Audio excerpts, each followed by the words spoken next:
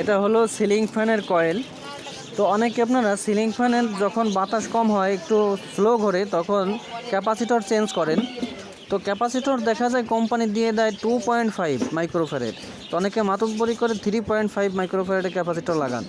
এক্ষেত্রে ফ্যান বেশি ঘোরে, কিন্তু ফ্যানের কয়েলে প্রচুর পরিমাণে চাপ পড়ে, প্রেশার পড়ে। দেখেন এই ফ্যানটায় কিন্তু 2.5 মাইক্রোফ্যারেড ক্যাপাসিটর লাগানো উচিত ছিল, এখানে 3.5 ক্যাপাসিটর লাগানোর কারণে এই ভিতরের যে স্টার্টিং কয়েল এটি কালো হয়ে গেছে। এই কয়েলটা পুরোপুরি যখন কালো হয়ে যাবে, নষ্ট হয়ে যাবে, তখন ফ্যান আর চলবে না। এই জন্য যতটা সম্ভব 3.5 লাগানো উচিত না, 2.5 লাগানো উচিত।